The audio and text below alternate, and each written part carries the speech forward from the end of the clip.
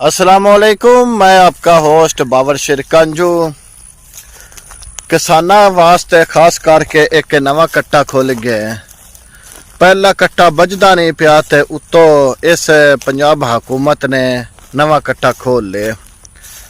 पहला कट्टा है भी जो किसाना नाल इन्हां हालात कीते ने गंदम है। मरियम नवाज आख्या भी मैं इन्हां किसाना कोलों गंदम नहीं खरीदनी।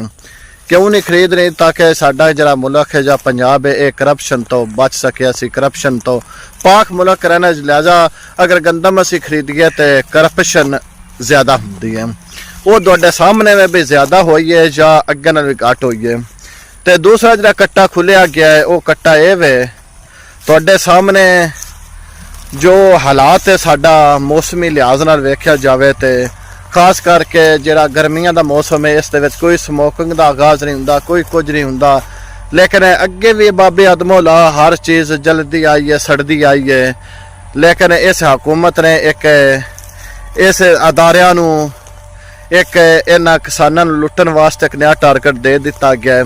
आ मेरे पिछे तुसीं वेंदे पए हो, एक गंदम कट के उसका जिहड़ा सुड्डा है उसका तूड़ी बना के तो पिछों किसान अग लगा देंगे ताकि जी धान की फसल है वो बसानी इस ते काश्त की जाए। अगर इसनूं जलाया ना जाए तो फिर जी धान की फसल जिस टाइम उसनूं काश्त करना है उस टाइम वो मरी जाती इस बूसे की वजह तो या इसका जिहड़ा जड़ा हुंदा उस वजह तो।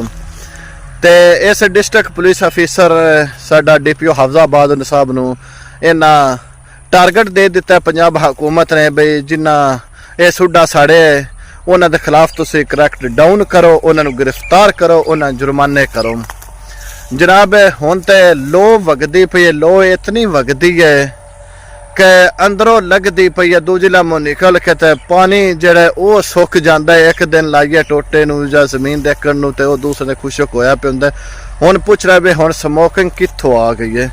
स्मोकिंग का उन्हें आर्डर दे दिता भी स्मोकिंग वधी है, लिहाजा इस दी रोकथाम वास्ते किसानों नूं तुसीं क्रैक डाउन करो, उन्होंने गिरफ्तार करो, उन्हें जुर्माने करो।